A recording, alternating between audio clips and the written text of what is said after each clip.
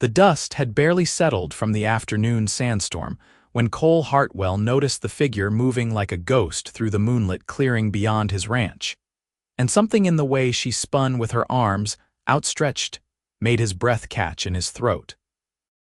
He had been checking on the horses in the far pasture, making sure none had been spooked by the fierce winds that had torn through the Texas plains that September evening in 1878. The moon hung full and bright above the scrubland, casting everything in silver light that made the world look like a painting. Cole was 32 years old, weathered by sun and hardship, his hands calloused from years of working cattle and breaking horses on his modest, spread 20 miles outside of San Antonio. He had built this ranch from nothing after the war, pouring every ounce of sweat and determination into the land, until it finally yielded something worth keeping. But now, watching this woman dance alone in the clearing where the creek bent eastward, he forgot about the horses and the damaged fence posts and everything else that usually occupied his mind. She wore a simple dress that caught the moonlight, her dark hair loose and flowing past her shoulders as she turned in graceful circles. Her movements were fluid and deliberate, as though she could hear music that existed only in her mind.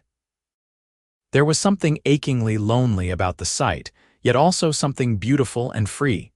Cole stood frozen for a long moment, feeling like an intruder on something private and sacred. He should turn back, he thought. He should let her have this moment without interruption. But his feet carried him forward anyway, drawn by something he could not name or resist. As he approached, he could see her face more clearly in the moonlight. She was young, perhaps in her middle 20s, with delicate features and an expression of complete absorption.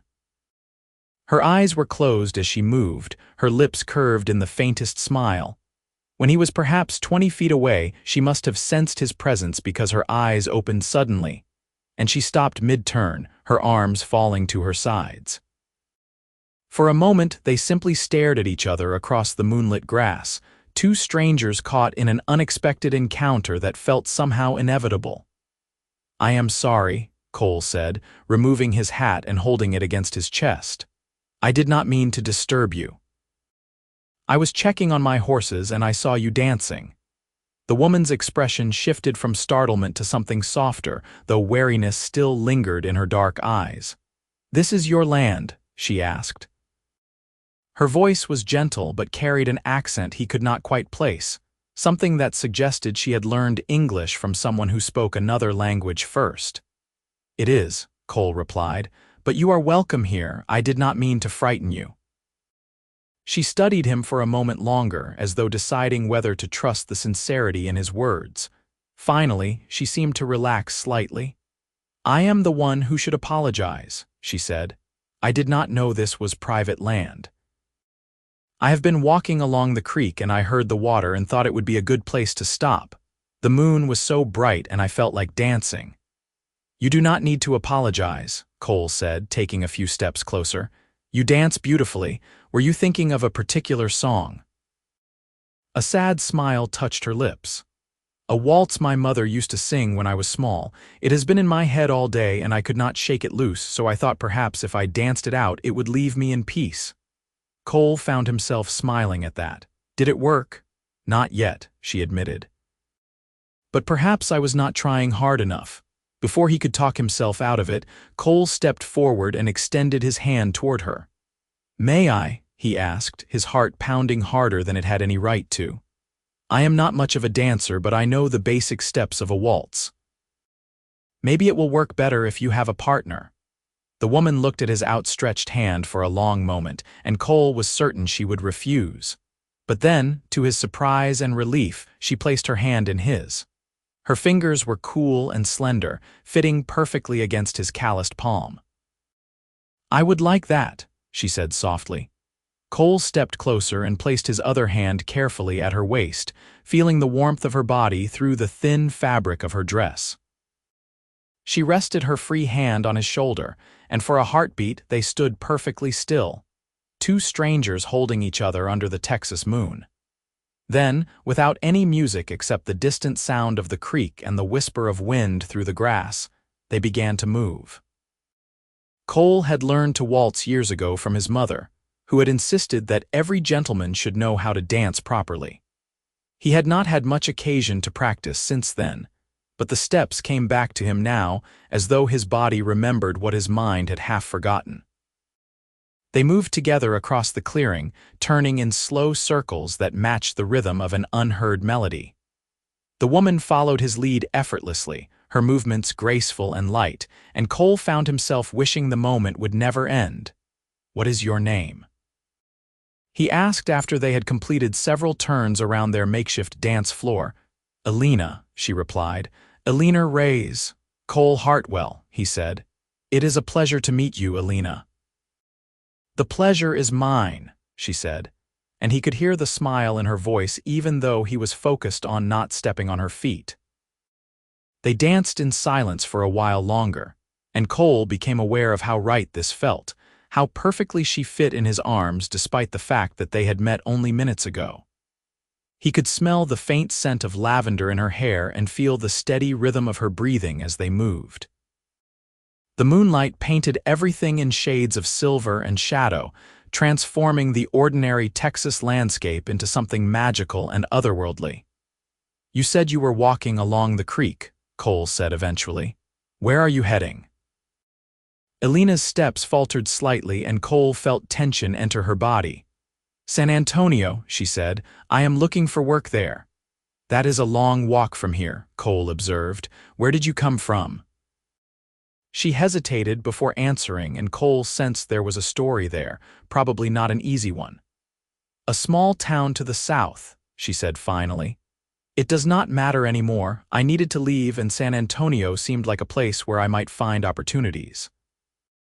Cole wanted to press for more details, but something in her tone told him not to.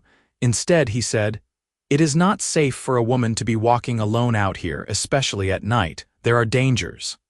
"I know," Alina said quietly. "But sometimes the dangers you know are worse than the ones you might encounter." They continued dancing, but the mood had shifted slightly, weighted now with unspoken troubles and histories. Cole found himself wanting to protect her, to offer her shelter and safety, even though he knew almost nothing about her except her name and the fact that she danced like an angel under the moonlight.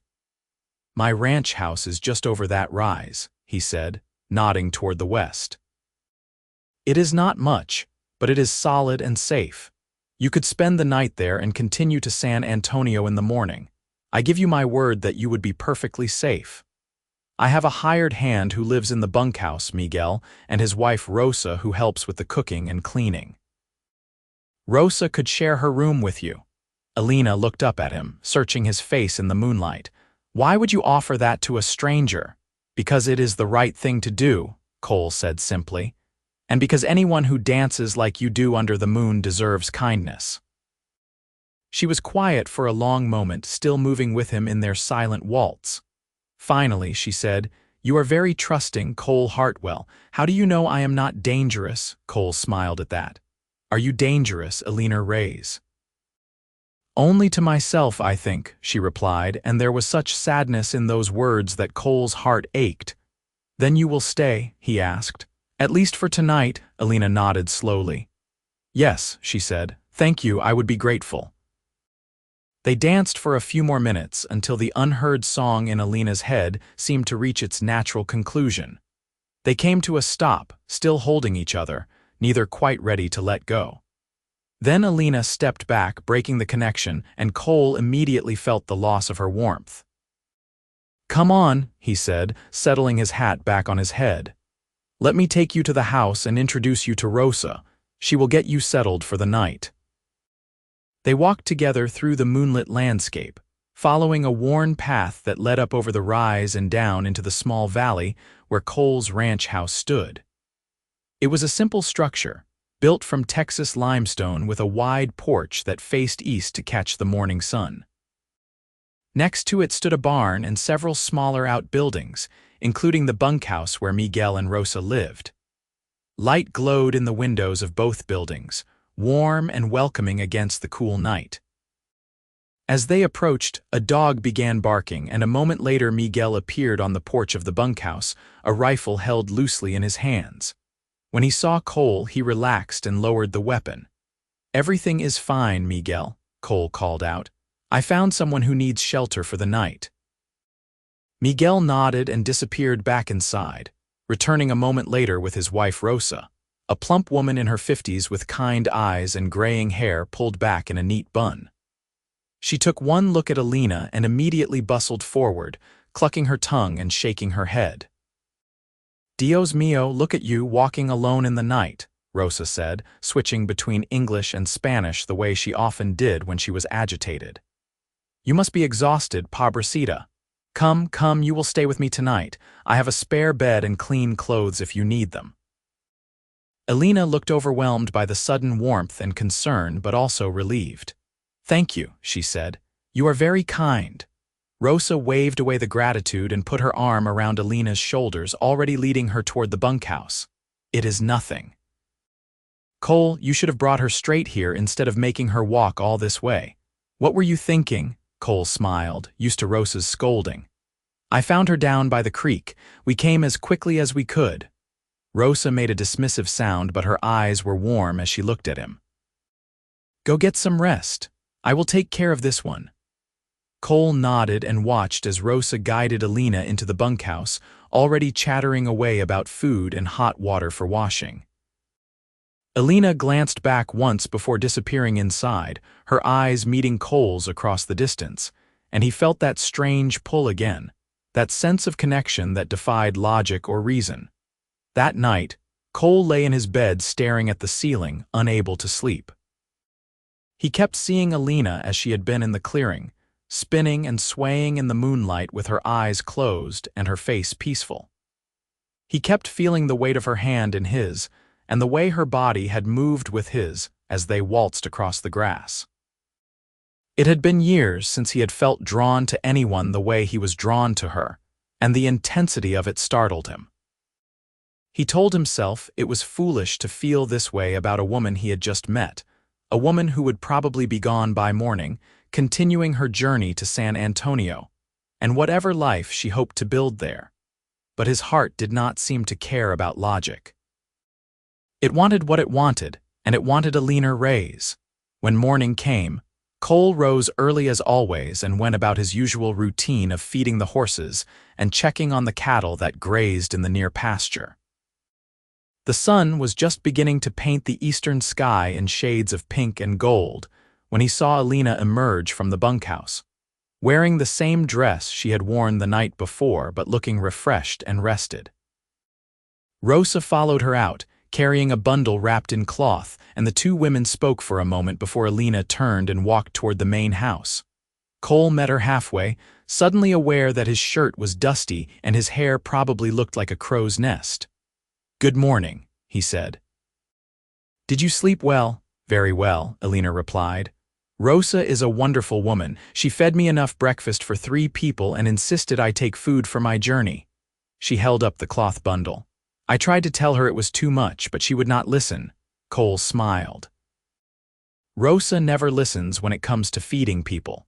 She thinks the solution to every problem is food and prayer, usually in that order. Alina laughed, and the sound was like music in the morning air. "I think there are worse philosophies to live by." They stood looking at each other for a moment, and Cole found himself searching for words to make her stay, to give her a reason not to continue on to San Antonio. But what could he offer? He was just a rancher with a modest spread and a quiet life. What did he have that would interest a woman like her? "I should go," Alina said finally, though she did not move. "I have a long walk ahead of me." "You do not have to walk," Cole heard himself say. "I could lend you a horse."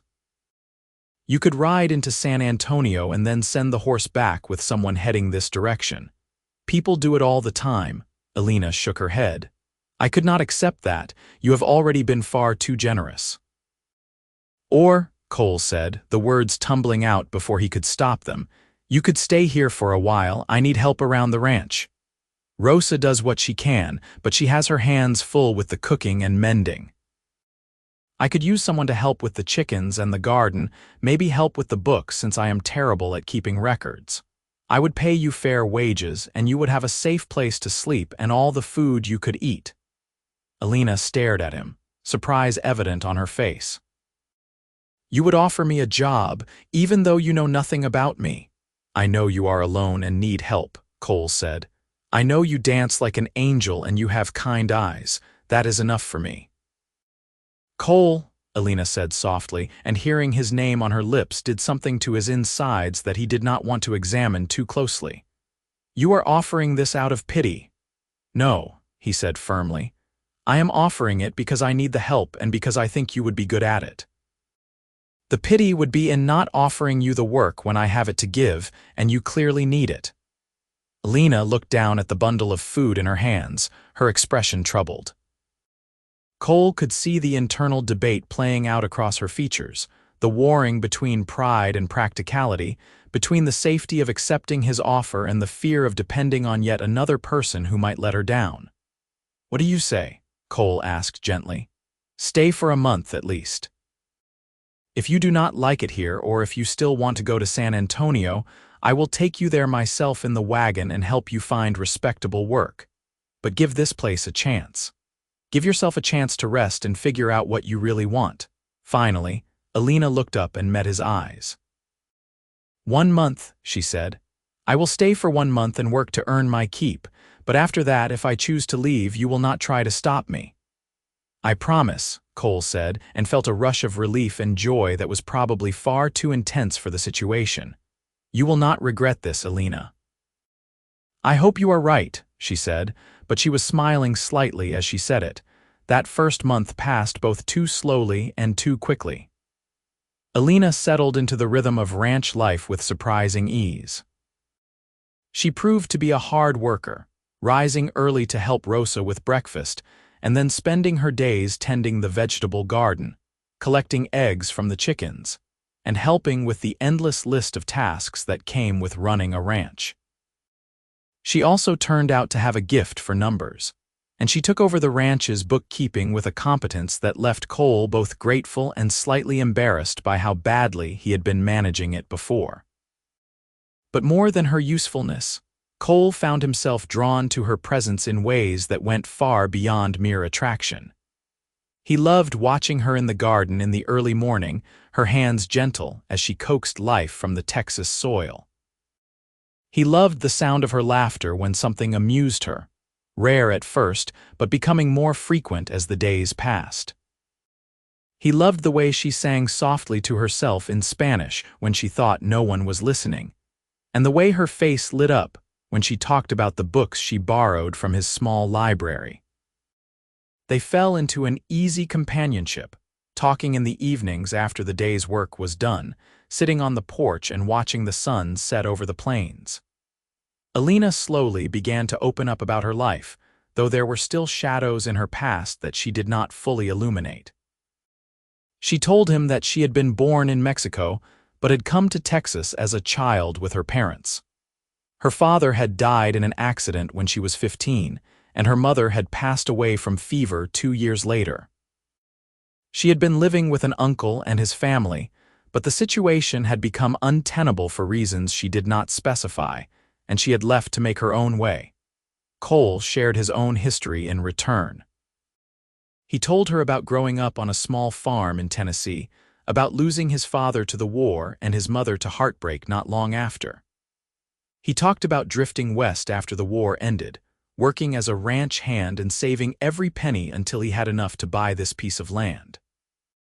He spoke of the loneliness of building something alone and the satisfaction that came from watching it grow and thrive despite the odds. With each conversation, they grew closer. Cole found himself thinking about Alina constantly when they were apart and looking for excuses to be near her when they were together. He noticed small things, like the way she tucked her hair behind her ear when she was concentrating, or the way her nose crinkled when she laughed. He noticed that she preferred coffee to tea, that she had a weakness for Rosa's pan dulce, and that she was terrified of snakes, but would not let that fear stop her from doing what needed to be done. He also noticed that she watched him when she thought he was not paying attention, and that her eyes followed him when he worked. He saw the way she smiled when he came into a room, and the way her hand lingered when they accidentally touched while passing plates at dinner. He dared to hope that what he was feeling might not be entirely one-sided. The month mark came and went without either of them mentioning it. Alina simply continued working, and Cole did not remind her of their agreement. Days turned into weeks, and summer faded into autumn. The leaves on the cottonwood trees along the creek turned gold and bronze, and the air took on a crisp edge that promised winter was on its way. It was late October when things shifted between them. Cole had been working on repairing the barn roof, and he lost his footing on the old wood. He fell perhaps 8 feet, landing hard on his left side. Miguel and Alina both came running at the sound of the crash, and Cole looked up from the ground to see Alina's face above him, pale with fear and concern. "Do not move," she said, her hands hovering over him as though she was afraid to touch him but desperate to help. "Miguel, go get Rosa. Tell her to bring bandages and whiskey." "I am fine," Cole managed, though his ribs ached and he had definitely knocked the wind out of himself. "You are not fine," Alina said sharply. "You fell from the roof. Let me check for broken bones." Her hands moved over him carefully, professional and gentle, checking his arms and legs and then gingerly pressing against his ribs. He winced when she touched his left side and she made a sound of distress. "At least one broken rib, maybe 2, she said. "You are lucky it was not worse." "How do you know about broken bones?" Cole asked, focusing on her face rather than the pain radiating from his side. "My mother was a healer," Alina said, her hands still moving over him with careful precision. "She taught me what she knew before she died. I'm not as skilled as she was, but I learned enough to be useful." Rosa arrived then with her supplies, and between the 2 women, they managed to get Cole into the house and settled in his bed.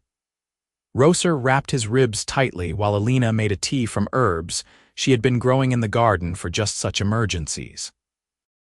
The whiskey helped with the pain, and by the time the sun set, Cole was floating in a pleasant haze that made everything seem distant and unimportant.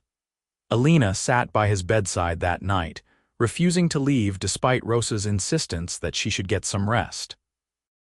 When Cole woke briefly in the dark hours before dawn, he saw her silhouetted against the window, her head bowed as though in prayer. He tried to speak, to tell her she should sleep, but his voice would not cooperate. Instead, he drifted back into unconsciousness with the comforting knowledge that she was there, watching over him. The next few days passed in a blur of pain and enforced rest. Cole was a terrible patient, wanting to get up and work despite his broken ribs, but Alina was firm in keeping him bedridden. She brought him meals and helped him sit up to eat, her touch gentle but efficient. She read to him from his books when he grew restless, her voice soothing and melodic. She changed the bandages around his ribs and made him drink her healing teas even when he complained about the bitter taste. On the 4th day, when the worst of the pain had subsided to a dull ache, Cole woke to find Alina sitting in the chair beside his bed, darning one of his shirts. The afternoon sunlight streamed through the window, turning her hair to burnished copper and illuminating the fine lines of her profile.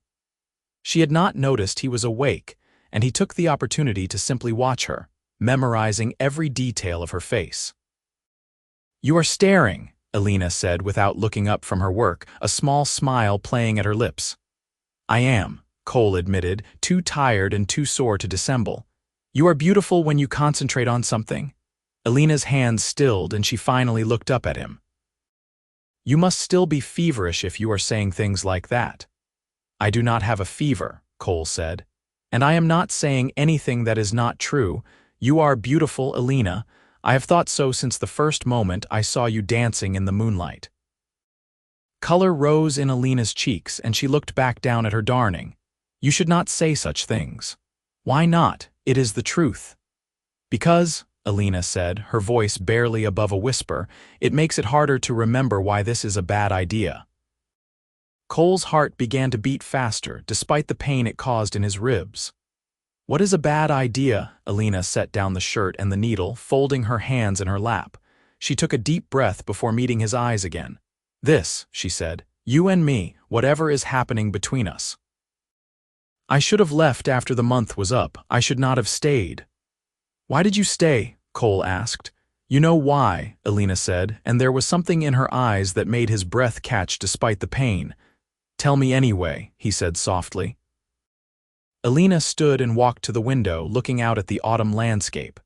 Because I am happy here, she said finally. Because for the first time since my mother died, I feel like I belong somewhere. Because Rosa treats me like a daughter and Miguel treats me like a sister and you. She trailed off, shaking her head. And I what? Cole prompted. You look at me like I am something precious, Alina finished, her voice thick with emotion. Like I matter. No one has looked at me that way in a very long time, and it terrifies me because I know it cannot last. Why can it not last? Cole asked, struggling to sit up despite the protest from his ribs. Alina, look at me. She turned from the window and he could see tears shining in her eyes. Because I am nobody, she said. I have nothing to offer you. I have no family, no property, no prospects. You deserve someone better than a homeless girl you found wandering on your land. Alina Reyes, Cole said, putting as much conviction into his words as he could muster. You are not nobody. You are intelligent and hardworking and kind. You are brave enough to walk alone across dangerous country to build a better life. You heal broken things and make my ranch run more smoothly than it ever has. You make me laugh and you make me think and you make me want to be better than I am. If that is nothing, then I do not understand the word. Cole, Alina whispered, fresh tears spilling down her cheeks. I have been trying to find the right time to say this, Cole continued, but I am beginning to think there is no right time, so I am just going to say it now. I am falling in love with you, Alina. Maybe I have been falling in love with you since that first night when we danced without music under the moon. I know it is fast and I know it seems crazy, but that does not make it any less true. Alina pressed her hand to her mouth, her shoulders shaking. Cole wanted desperately to go to her to hold her, but his body would not cooperate. Instead, he held out his hand across the space between them, an invitation and a plea. I am scared, Alina said through her tears. So am I, Cole admitted.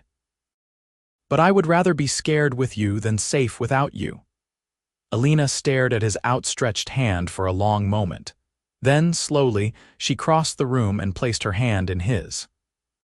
He pulled her gently down to sit on the edge of the bed, and with his free hand he reached up to wipe the tears from her cheeks. I love you too, Alina whispered. I tried not to. I tried to keep my distance and remember that this was just temporary, but I failed miserably. Cole smiled despite the ache in his ribs. Good, he said. Failing has never felt so much like winning. Alina laughed through her tears and leaned forward carefully, mindful of his injury. She pressed her forehead against his, and they stayed that way for a long moment, breathing together, savoring the enormity of what they had just admitted to each other. What happens now? Alina asked eventually. Now you let me heal, Cole said. And then, when I can stand without wanting to scream, I am going to court you properly. I am going to take you into town and buy you dinner at the hotel. I am going to introduce you to people as the woman I intend to marry, if she will have me. And then, when enough time has passed that no one can say we rushed into anything foolish, I am going to ask you to be my wife. That is a very detailed plan, Alina said, but she was smiling. I have had a lot of time to think while lying in this bed, Cole replied. Do you have any objections to my plan? Only one, Alina said. Cole's heart sank. What is that? We might not need to wait as long as you think, Alina said softly. I already know my answer, Cole Hartwell. It is yes. It has been yes since the moment you stepped into that clearing and asked me to dance. Cole pulled her closer, ignoring the pain in his ribs, and kissed her for the first time. It was gentle and sweet and full of promise, a seal on declarations made and a future that suddenly seemed bright and full of possibility. When they finally pulled apart, both were breathless and smiling. I am still going to court you properly, Cole insisted. You deserve that. I deserve you, Alina said firmly. And you deserve to heal without me arguing about timelines, so rest now and we will figure out the details later. Over the following weeks, as Cole slowly recovered from his broken ribs, their relationship deepened and blossomed. True to his word, as soon as he was able to sit a horse without doubling over in pain, he took Alina into San Antonio. They made quite an entrance, this weathered rancher and the beautiful woman beside him, and Cole took great pleasure in introducing her to everyone they met. They had dinner at the Menger Hotel, and Cole felt like the richest man in Texas sitting across from Alina in the elegant dining room, watching candlelight dance in her eyes. He bought her a dress from the general store, pale blue cotton with delicate white embroidery, and insisted she pick out fabric for 3 more. He bought her a new pair of boots to replace the worn ones she had been wearing since he met her, and a warm shawl for the coming winter. She protested each purchase, saying it was too much, but he could see the pleasure in her eyes and the way she touched the soft fabric of the dress with reverent fingers. They walked along the San Antonio River in the afternoon sunlight, hand in hand, talking about their dreams and plans. Cole told her about his hopes to expand the ranch, to increase the herd and maybe build a larger house someday. Alina talked about wanting to plant an herb garden in the spring, to honor her mother's memory and to have healing plants available for anyone who might need them. They talked about the future in concrete terms, as though it was already decided and settled, and with each conversation, Cole fell more deeply in love. November arrived with cooler temperatures and the promise of rain. Cole's ribs had finally healed enough that he could work without pain, though Alina still watched him like a hawk and scolded him whenever she thought he was overdoing it. He found her protectiveness endearing, and he took every opportunity to steal kisses when Rosa and Miguel were not watching. One evening in mid-November, after a day spent helping Miguel mend fences, Cole found Alina in the kitchen of the main house, kneading dough for bread. She had flour on her nose and her sleeves were rolled up to her elbows, and she looked so perfectly at home in his kitchen that Cole felt his chest tighten with emotion. "Marry me," he said, the words tumbling out without preamble or planning. Alina looked up from the dough, her eyes wide. "What?" "Marry me," Cole repeated, crossing the kitchen in 3 strides and taking her flour-covered hands in his. "I know I said I would wait, that I would give it time, but I do not want to wait anymore. I love you and I want you to be my wife. Say yes, Alina, please say yes." "We have only known each other 2.5 months, Alina said, but she was smiling even as she said it. "I do not care," Cole said. "I know what I feel and I know what I want. I want to wake up next to you every morning for the rest of my life. I want to build something with you, not just a ranch but a home and a family. I want to dance with you under the moon when we are old and gray and remember the night we met. Say yes." "Yes," Alina said, laughing and crying at the same time. "Yes, Cole, I will marry you." Cole whooped and picked her up, spinning her around the kitchen despite the twinge in his recently healed ribs. When he set her down, he kissed her thoroughly, not caring about the flour that was now covering both of them. Rosa chose that moment to walk in, took one look at them, and threw her hands up with a stream of delighted Spanish that neither of them fully understood, but the meaning of which was clear. She hugged them both, getting flour on herself as well, and immediately began making plans for a wedding. They were married 3 weeks later in the small church in San Antonio, with Miguel and Rosa standing as witnesses and half the town in attendance. Word had spread quickly about the rancher and his dancing girl, and people were curious to see the woman who had captured Cole Hartwell's heart. Alina wore the blue dress Cole had bought her, with wildflowers in her hair that Rosa had helped her arrange. She was so beautiful standing at the altar that Cole felt his throat close with emotion. The ceremony was simple, but heartfelt. The priest spoke about love and commitment, about the sanctity of marriage and the responsibilities that came with it. When it was time for vows, Cole took Alina's hands and looked into her eyes and promised to love her and cherish her and protect her for all his days. Elena's voice shook slightly as she made her own vows, promising to honor him and stand beside him through whatever life brought their way. When the priest pronounced them husband and wife, Cole kissed his bride with all the love and passion he felt, and the church erupted in applause and cheers. They walked out of the church together into the late November sunshine, and Cole had never felt happier or more content in his entire life. The reception was held at the ranch, with Rosa cooking enough food to feed twice the number of guests who attended. There was music and dancing, and Cole made sure to claim the first waltz with his new wife. As they moved together across the cleared space in front of the barn, he thought back to that first night when they had danced without music under the moonlight. Two strangers brought together by chance or fate or divine intervention. So much had changed since then, yet the essential truth remained the same. Elena fit in his arms like she was made to be there, and he never wanted to let her go. "What are you thinking?" Elena asked softly as they turned in slow circles.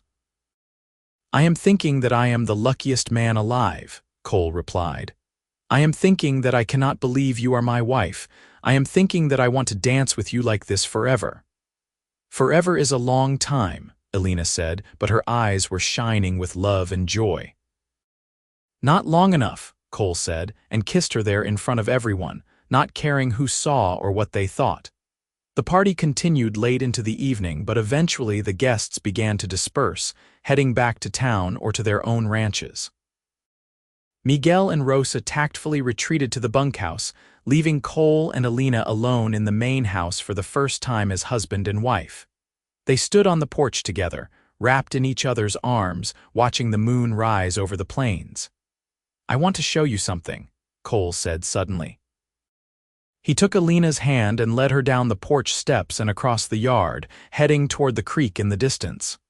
"Where are we going?" Elena asked, laughing. "You will see," Cole said mysteriously. They walked through the moonlit landscape until they reached the clearing where they had first met, where Elena had been dancing alone and Cole had stepped in to join her. The moon was not as full as it had been that September night, but it was bright enough to illuminate the grass and the creek and the cottonwood trees that lined the banks. "Do you remember this place?" Cole asked, turning to face his wife. "Of course," Elena said softly. "This is where everything started." "Dance with me," Cole said, holding out his hand the same way he had that first night. "No music, just us and the moon and the memory of how this all began." Elena placed her hand in his, and they came together in the center of the clearing. They began to move in the familiar steps of a waltz, turning in slow circles under the Texas moon. Two people who had found each other against all odds and chosen to build a life together. Cole thought about how different his life had been just 3 months ago, how lonely and routine and empty. Now, holding Elena in his arms, he felt complete in a way he had never experienced before.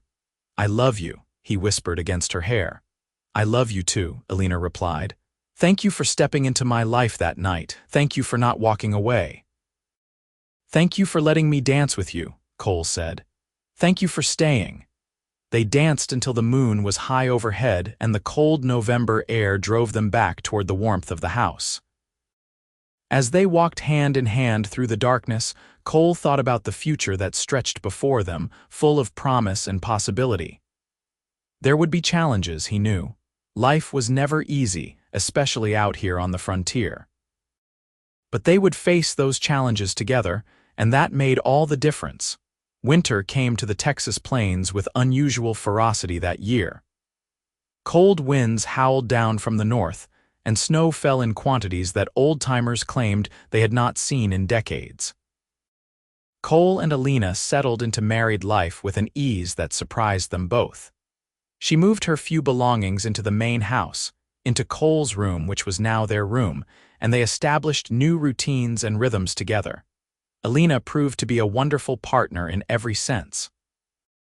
She worked alongside Cole during the day, helping with whatever needed doing, from tending the animals to repairing equipment. She took over the ranch's finances completely, organizing the chaotic records into neat columns that actually made sense. and she discovered that Cole had been underselling his cattle and overpaying for supplies. Within a month, she had renegotiated contracts and found better markets, increasing the ranch's profit margins significantly. But more than her practical contributions, Alina brought warmth and joy to the house that had been missing before. She sang while she worked, filling the rooms with music. She cooked meals that were more elaborate and delicious than the simple fare Cole had been eating. She talked and laughed and challenged him intellectually, engaging him in conversations about books and politics and philosophy that stretched his mind. She loved him with a fierce devotion that humbled him, and he tried every day to be worthy of that love. In January, a severe blizzard struck the region. Snow fell for 3 days straight, and the temperature dropped so low that water froze solid in the troughs. Cole and Miguel worked around the clock to keep the animals alive, bringing the horses into the barn and doing their best to shelter the cattle. Alina and Rosa kept food and hot coffee coming and tended the fires to keep the buildings warm. On the 3rd night of the storm, one of the mares went into labor. It was a difficult birth, and Cole knew that both mother and foal were at risk. He worked with the mare for hours, with Miguel and Alina both assisting, trying to help the animal without causing more damage. Finally, as dawn broke on the 4th day and the snow finally stopped falling, the foal was born, a leggy colt with a white star on his forehead. "He is beautiful," Alina breathed, watching as the colt struggled to stand on wobbly legs. "He is a fighter," Cole said, exhausted but elated. "Just like his mother, just like you." Alina looked at him, and something in her expression made Cole's fatigue fall away. "Cole," she said softly, "I have something to tell you." "What is it?" he asked, suddenly alert despite his exhaustion. "I am pregnant," Alina said, and the joy and fear in her voice were equally balanced. "I have been certain for a few weeks now, but I wanted to wait to tell you until I was absolutely sure." Cole stared at her for a long moment, trying to process what she had just said. Then a slow smile spread across his face, growing wider with each passing second. "A baby," he said. "We are going to have a baby," Alina nodded, tears beginning to stream down her cheeks. "Yes, sometime in late summer, I think." Cole let out a whoop of joy that startled the mare and made Miguel jump. He grabbed Alina and spun her around, then immediately set her down carefully as though she was made of glass. "I am sorry," he said. "I should not have done that. Are you all right? Should you be out here in the barn?" "You should be inside where it is warm." Alina laughed through her tears. "I am fine, Cole. Pregnancy is not an illness. Women have been having babies for thousands of years while still living their lives." "Still," Cole said, taking her hand and leading her toward the barn door, "you should rest. You have been up all night helping with the mare. Miguel and I can finish up here." "Cole, I am fine," Alina insisted, but she let him lead her back to the house anyway. Once inside, with the door shut against the cold, Cole pulled Alina into his arms and held her close, marveling at the knowledge that she carried their child. "Thank you," he whispered against her hair. "For what?" Alina asked, her voice muffled against his chest. "For everything," Cole said. "For loving me, for agreeing to be my wife, for giving me a family, for making my life fuller and richer and better than I ever imagined it could be." "You have given me all those things too," Alina said, pulling back to look up at him. "Before I met you, I was lost and alone and scared. You gave me a home and a purpose and a future. You loved me when I could not see any reason why you would. You made me believe I was worth something. This baby is not just my gift to you, Cole. It is our gift to each other." They stood in the kitchen holding each other as the winter sun rose higher, painting the snow-covered landscape in shades of pink and gold. Outside, the world was cold and harsh, but inside they were warm and safe and surrounded by love. The news of Alina's pregnancy spread quickly, and Rosa was beside herself with excitement. She immediately took on the role of protector, insisting that Alina rest more and work less, bringing her special teas and foods that were supposed to be good for expectant mothers. Alina tolerated the fussing with good grace, though she continued to do most of her regular work despite Rosa's protests. As winter gave way to spring, the ranch came alive with new growth and possibility. The cattle had survived the harsh winter in good condition, and the spring calving season was successful.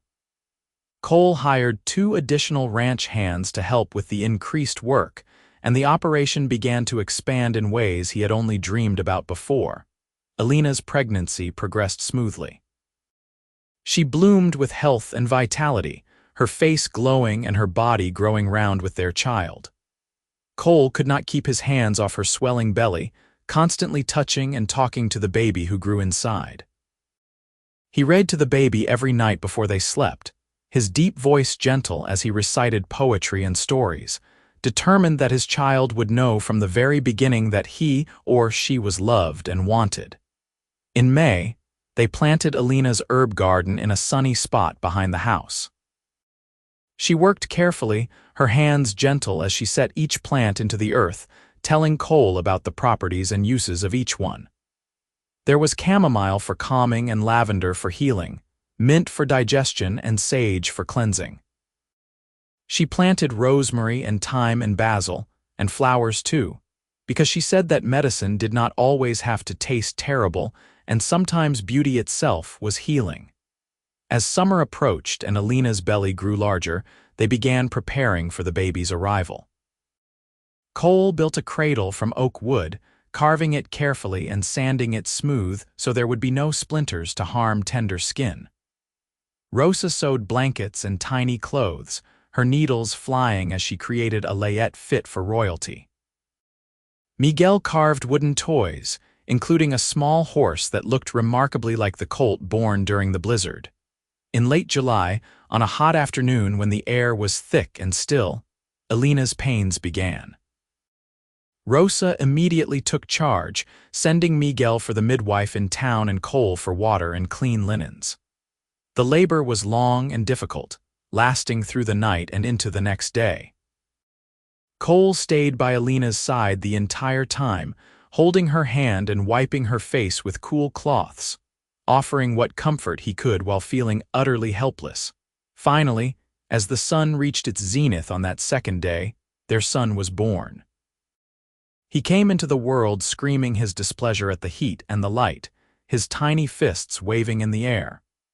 The midwife cleaned him quickly and laid him on Alina's chest, and Cole watched his wife cradle their child with tears streaming down his face. "He is perfect," Alina whispered, exhausted but radiant. "He is," Cole agreed, reaching out a tentative finger to stroke the baby's impossibly soft cheek. "He is absolutely perfect." They named him Daniel after Cole's father, with Alina's maiden name as his middle name. Daniel Ray's Hartwell was a healthy, robust baby with dark hair like his mother and what promised to be his father's strong build.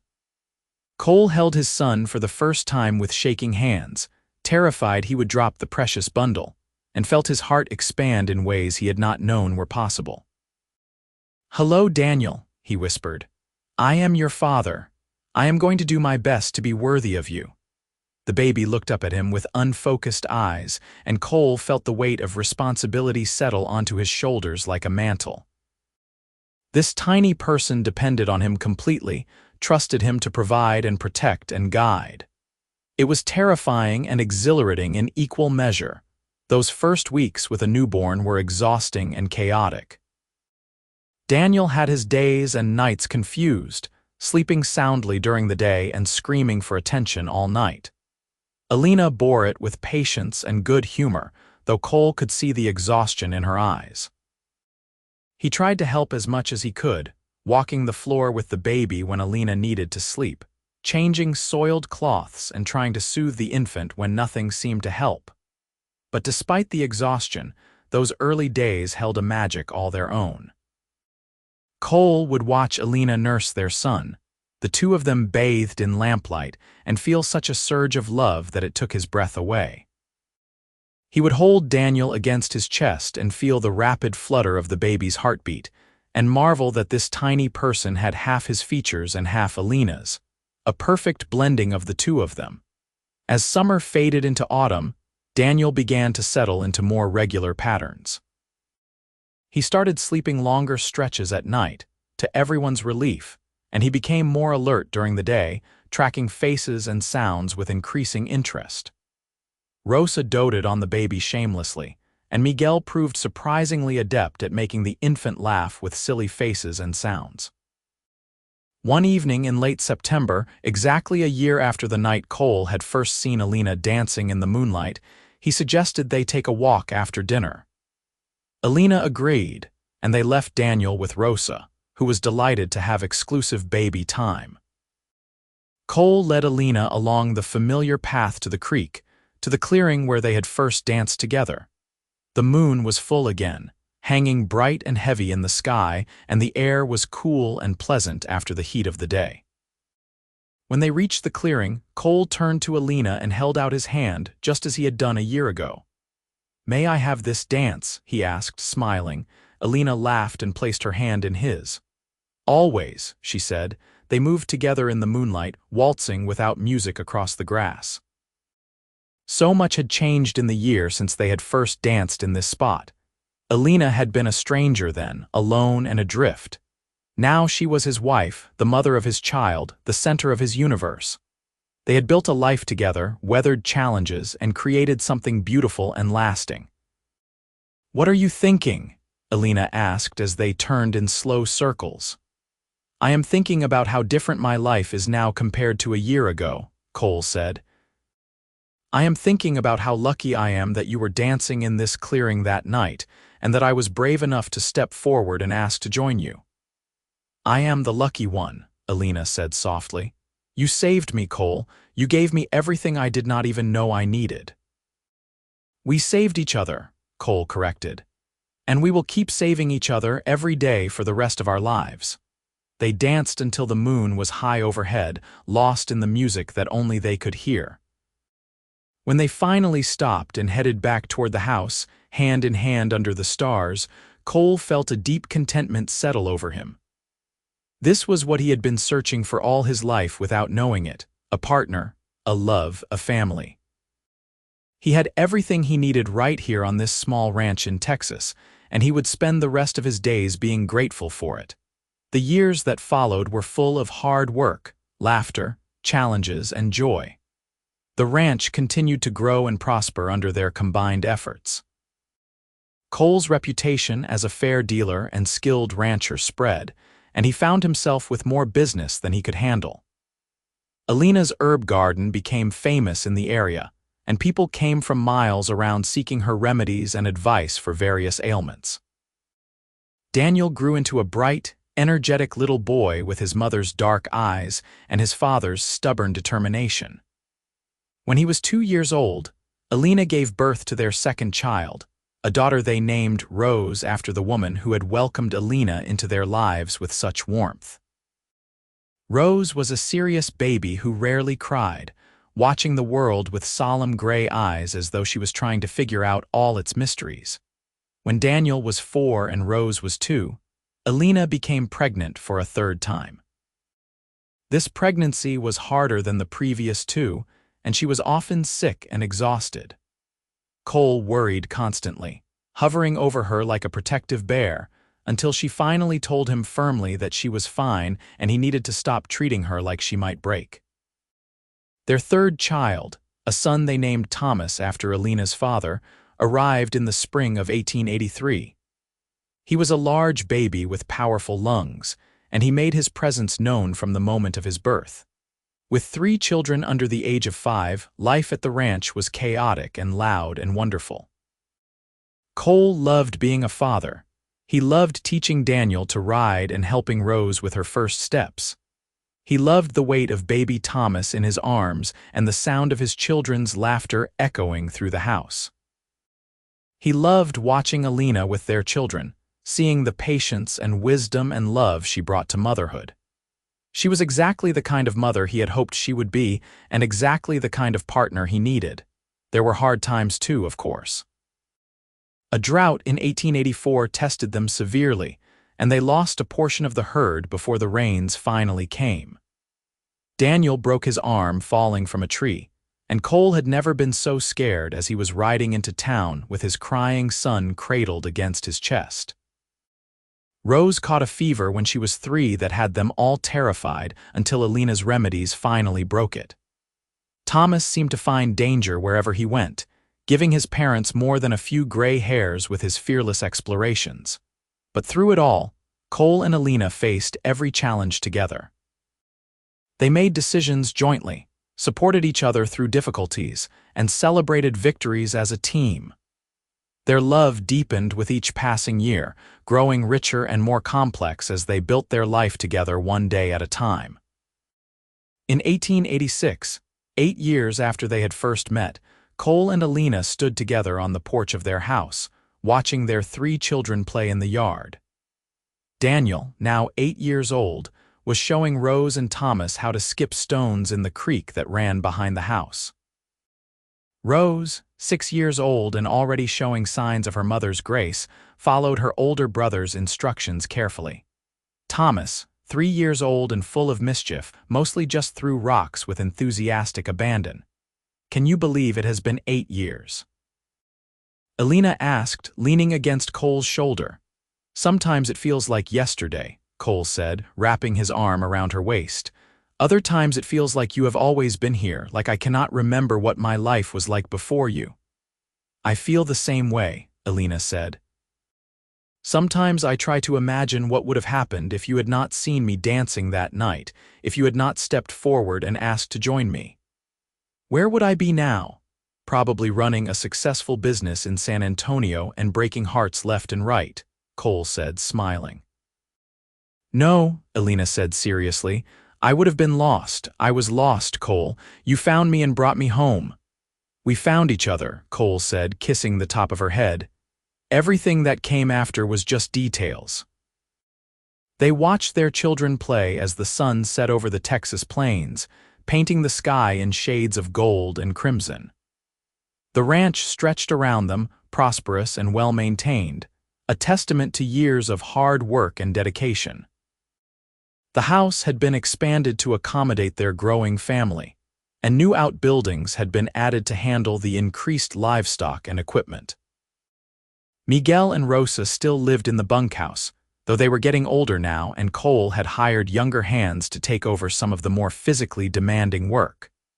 Rosa still spoiled the children shamelessly, and Miguel had taught Daniel everything he knew about horses. They were family, bound together not by blood but by choice and love and shared history. "I want to dance with you," Alina said suddenly. Cole looked at her in surprise. Right now," Alina confirmed. "It has been too long since we danced, Cole, come on." She took his hand and pulled him off the porch and into the yard. The children looked up from their play, curious about what their parents were doing. Cole put his hand at Alina's waist and took her other hand in his, and they began to waltz across the grass in the fading light. "Mama and Papa are dancing," Rose exclaimed, delighted. "Can we dance too?" Daniel asked. "Of course," Alina called back. "Everyone should dance." The children rushed over, and soon they were all moving together in a chaotic, joyful tangle of arms and legs. Daniel tried to lead Rose in a proper waltz while Thomas spun in circles by himself, his arms outstretched. Cole and Alina moved through the chaos, laughing, holding each other close while their children danced around them. This was what happiness looked like, Cole thought. This was what he had been building toward all those years ago when he had stepped forward in that moonlit clearing and asked a stranger to dance. Not just love, though there was that in abundance. Not just family, though he valued that above everything. But this sense of completeness, of being exactly where he was supposed to be, doing exactly what he was meant to do, with exactly the people he was meant to be with.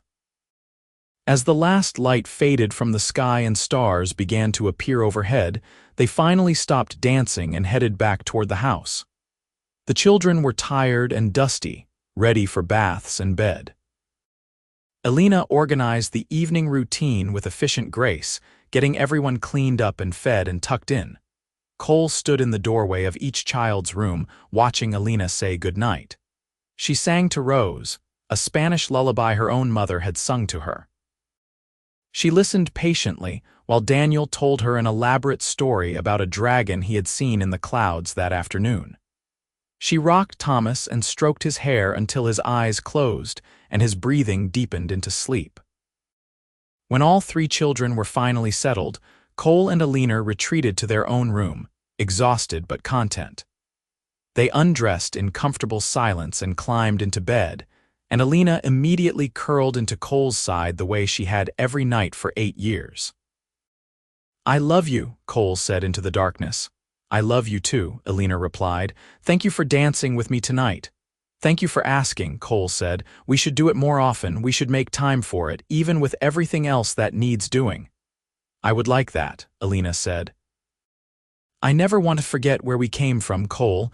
I never want to take for granted how lucky we are to have found each other." "We will not forget," Cole promised. "I will make sure of it." They fell asleep wrapped in each other's arms. Two people who had started as strangers dancing under the moon and had built a life that exceeded their wildest dreams. The years continued to pass, marked by the changing seasons and the growth of their children. Daniel grew into a responsible young man who loved the ranch and had a gift for working with horses. Rose became interested in her mother's herbs and healing, learning everything Alina could teach her.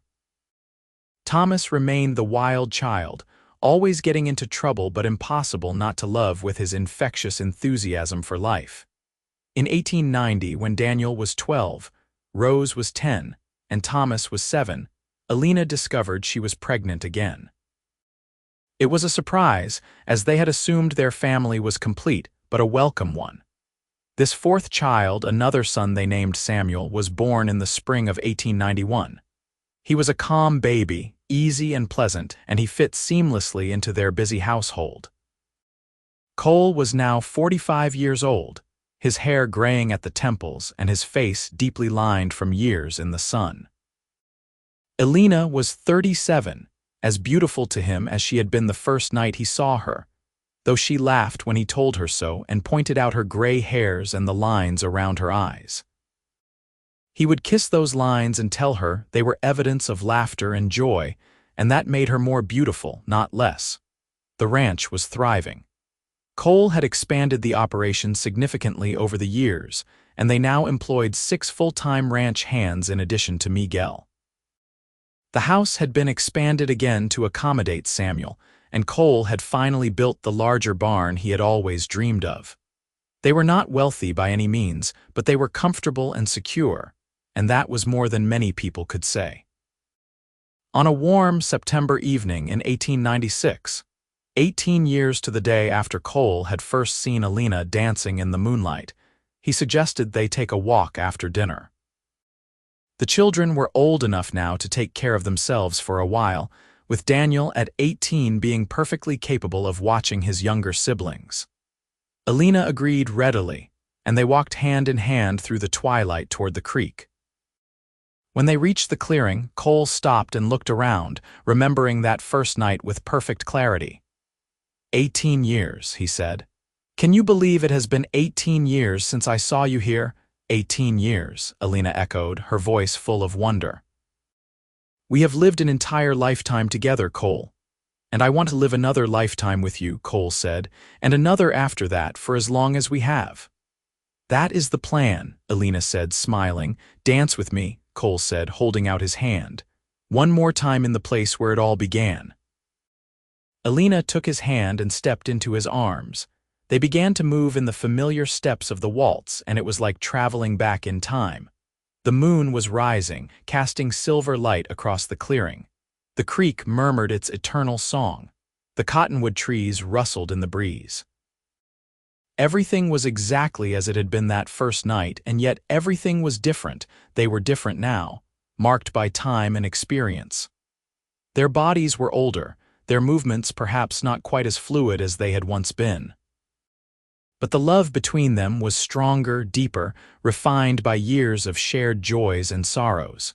They knew each other completely now, all the good parts and the flawed parts, and they loved each other not in spite of those flaws but including them.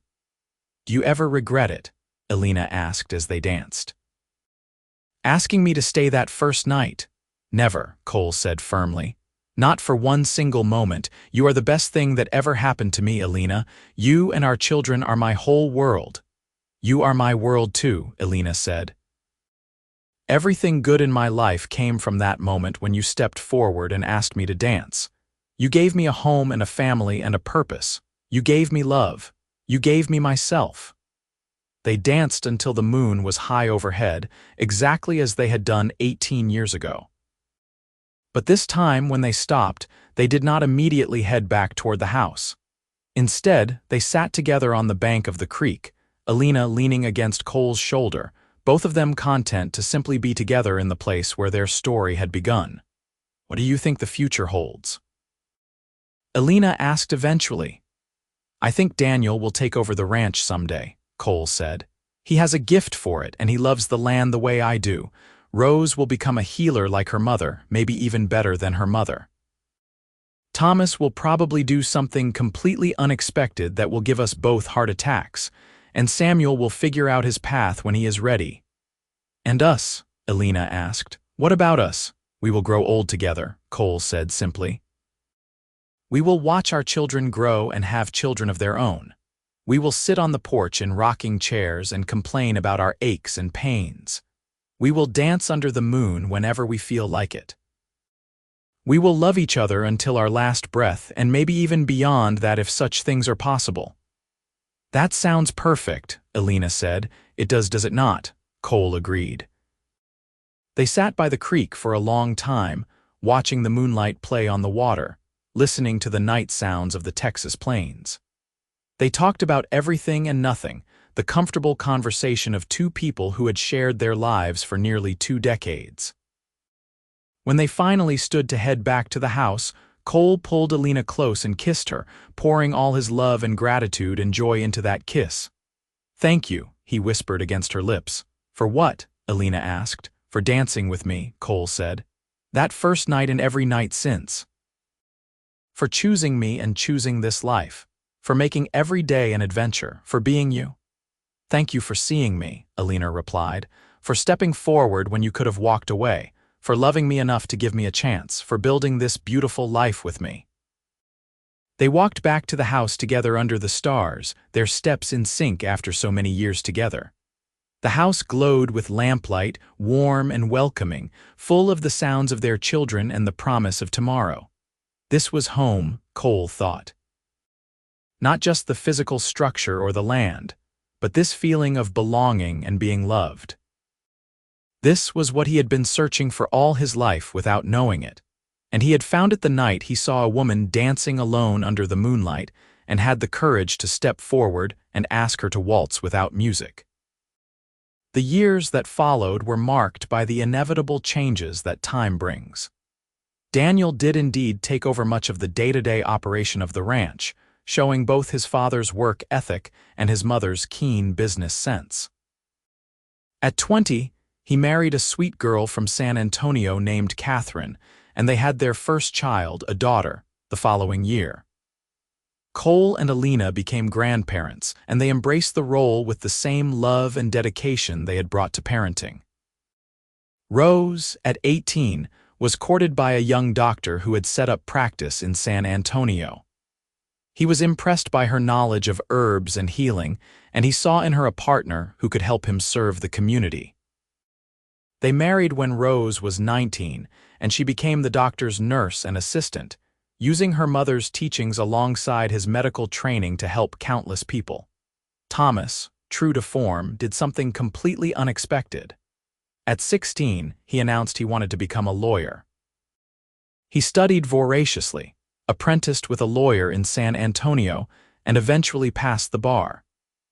He used his legal knowledge to help ranchers and farmers navigate the increasingly complex laws governing land use and water rights, becoming a respected advocate for the people of the region.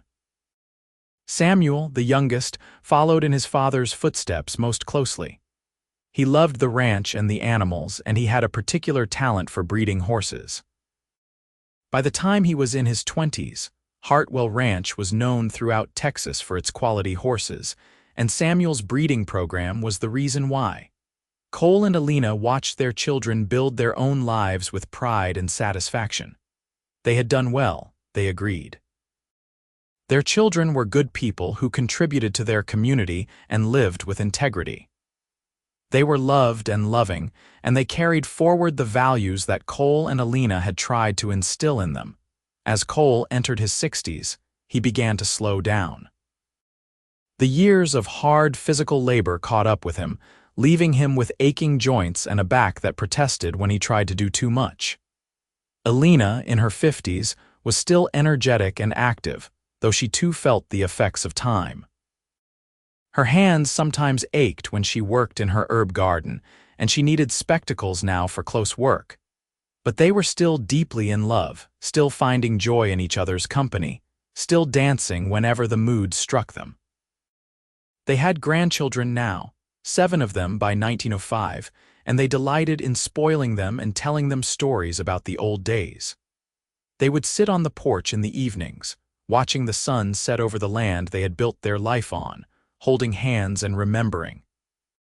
In the fall of 1908, 30 years after that fateful night when they had first met, Cole organized a surprise for Alina. He arranged for all of their children and grandchildren to come to the ranch for a celebration.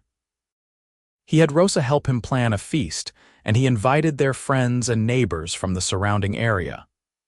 When Alina asked what the occasion was, he simply smiled and told her she would have to wait and see. On the evening of the party, as the sun began to set and guests began to arrive, Cole led Alina out to the clearing by the creek. Someone had hung lanterns in the trees, and a small group of musicians stood ready with their instruments. The clearing was transformed, magical in the golden light of the setting sun and the glow of the lanterns. "Cole, what is all this?" Alina asked, her eyes wide with surprise. "This is our anniversary," Cole said. 30 years ago today, I saw you dancing alone in this clearing, and I made the best decision of my life when I asked to join you. I wanted to celebrate that, to honor the moment that changed everything." Alina's eyes filled with tears. "Cole, this is too much. You should not have gone to all this trouble." "It is not nearly enough," Cole said. "You have given me 30 years of happiness, Alina. You have given me children and grandchildren and a life beyond my wildest dreams. The least I can do is throw you a party." Their children and grandchildren appeared then, followed by friends and neighbors. Everyone gathered in the clearing and the musicians began to play. Cole bowed formally to Alina and held out his hand. "May I have this dance?" he asked, just as he had 30 years ago. "Always," Alina replied, just as she had every time he had asked in the years since. They moved together across the grass, waltzing in front of everyone they loved, and it was perfect. Cole's steps were not as sure as they had once been, and Alina's movements were not as fluid, but none of that mattered. They were together, surrounded by the life they had built, dancing in the place where their story had begun. One by one, others joined them. Their children danced with their spouses, and their grandchildren spun in delighted circles. Friends and neighbors took to the floor, and soon the clearing was full of people moving together in celebration and joy. The musicians played waltz after waltz, the music floating across the creek and out into the Texas night. As the moon rose and the stars came out, Cole and Alina stood at the edge of the clearing, watching everyone dance. Their grandchildren ran past, shrieking with laughter, and their children smiled at them from across the grass. This was their legacy, Cole thought, not just the ranch or the land, but these people and this love and this joy. "Thank you," Alina said softly, squeezing his hand. "This is the most beautiful thing anyone has ever done for me."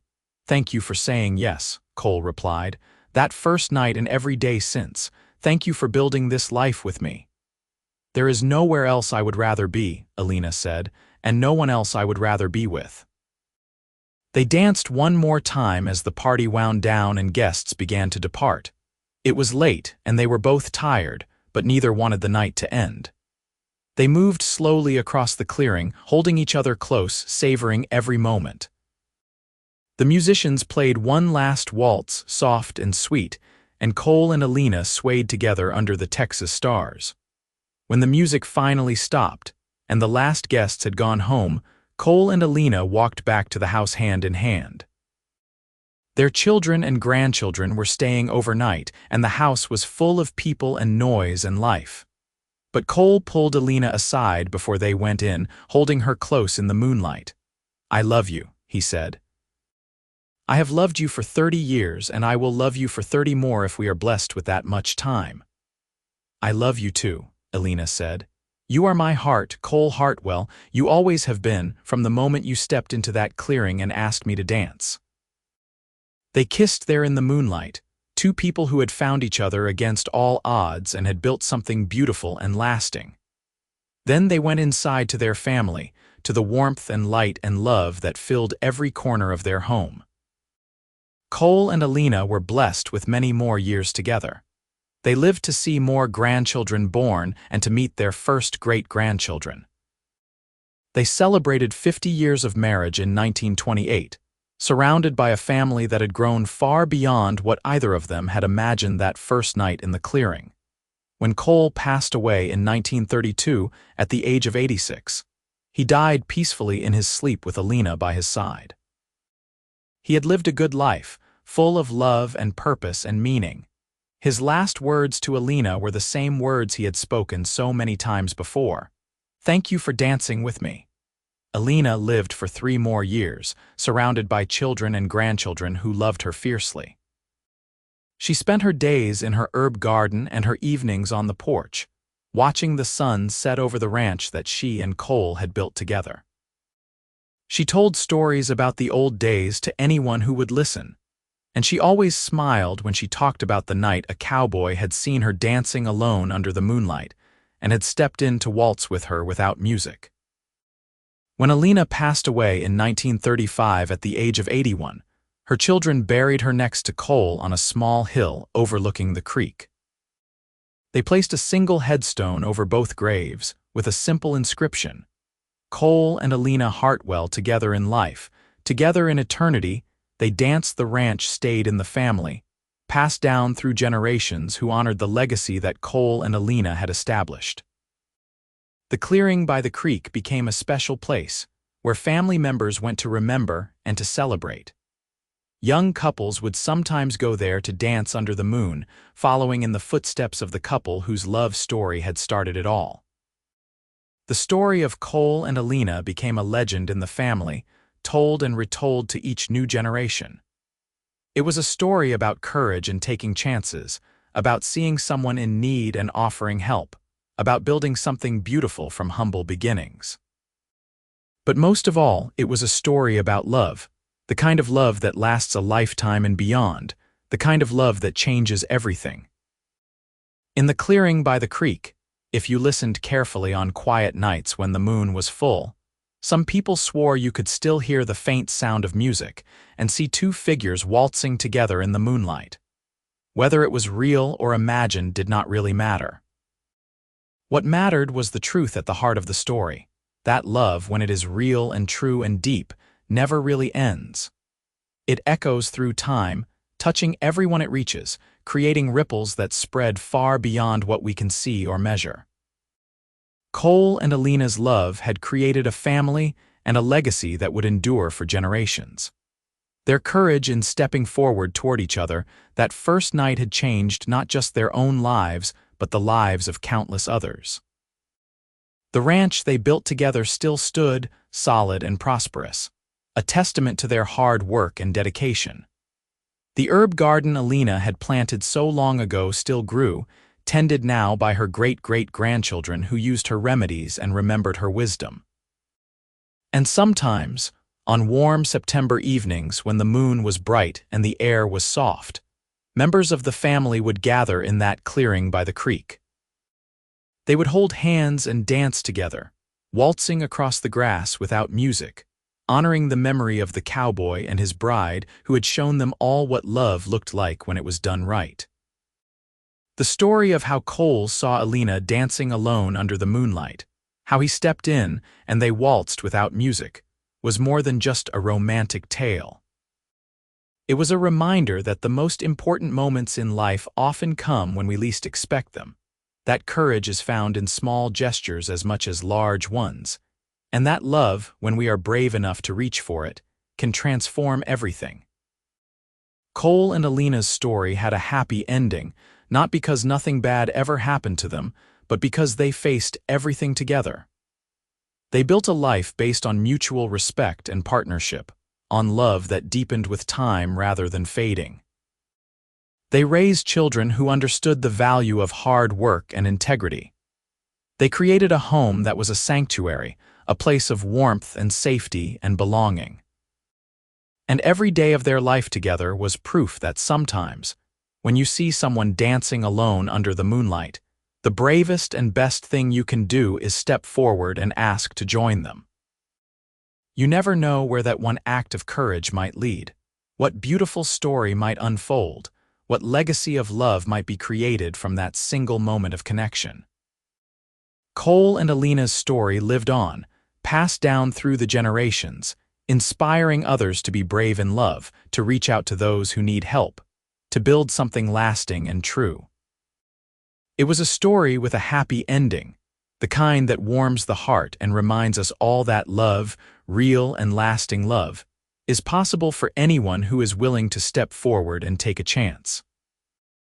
Their ranch thrived for decades under the care of their descendants, who never forgot the values that Cole and Alina had instilled. The land was worked with respect and gratitude, the animals were treated with kindness, and everyone who came to the ranch felt the echo of the love that had built it. It was a place where families came together, where children learned about their heritage, where stories were told and traditions were honored. And on the hill overlooking the creek, Cole and Alina rested together beneath the Texas sky they had both loved so much. The grass grew green over their graves, and wildflowers bloomed there in the spring. Their great-grandchildren and great-great-grandchildren would sometimes climb that hill and sit by the headstone, feeling close to ancestors they had never met but whose story they carried in their hearts. The love story of Cole and Alina Hartwell was complete, with a beginning, a middle, and an end. But it was also eternal, living on in the hearts and lives of everyone they had touched. It proved that love, when it is true and deep and lasting, never really dies. It transforms and echoes through time, creating beauty and meaning long after the original lovers are gone. And so the story ends where it began, in a clearing by a creek under the Texas moon, with two people dancing together without music, their hearts beating in perfect rhythm, their souls joined in a waltz that would last through all eternity. They had found each other against all odds, built a beautiful life together, raised a family that carried their legacy forward, and loved each other faithfully until their last breath and beyond. It was, in every sense, a happy ending, the kind that satisfies the soul and reminds us all that love is worth fighting for, worth risking everything for, worth believing in even when the world seems dark and lonely. Cole and Alina's story was proof that sometimes, in the most unexpected moments, in the most unlikely places, we can find everything we have been searching for. All we have to do is be brave enough to step forward and ask for the dance.